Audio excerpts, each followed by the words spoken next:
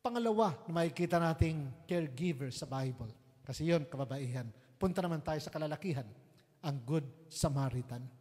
Ang Good Samaritan, mga kapatid, hindi rin Israelite. Samaritan siya, hindi Hudyo. Hindi siya Hudyo. Yan din siya ay walang connection kung tutuusin. Pero si Lord Jesus, siya ang biglang hinighlight. Ginawang headline sa kalangitan, Samaritan. Good Samaritan. Basahin natin, Luke chapter 10 verse 30 up to and also 33. Ready, go. Then Jesus answered and said, a certain man went down from Jerusalem to Jericho and fell among thieves who stripped him of his clothing, wounded him, and departed, leaving him half dead. But a certain Samaritan, as he journeyed, came where he was, and when he saw him, he had compassion. Mga kapatid, ang story nito ay yung victim na ito ay greatly wounded. May dumaan muna na isang religious.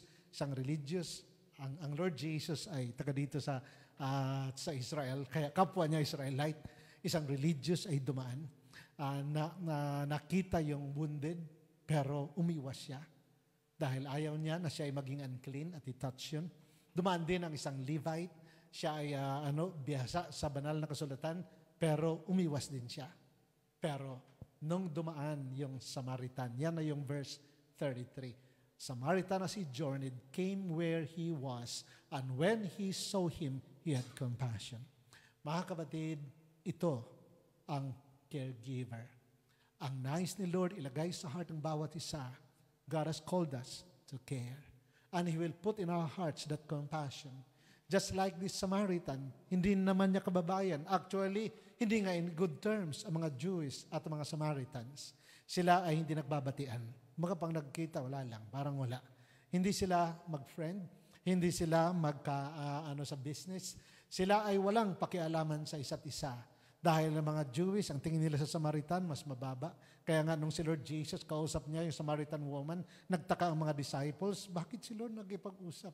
Mababang uri ng tao yan. Siya ay Hudyo. Dapat hindi siya nakikipag-usap doon. Pero ang Lord, meron ding caregiver's heart.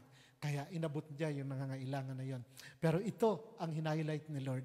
Ito na kung titingnan, nasa mababang kalagayan ng lipunan, pero yan ang hinighlight ni Lord.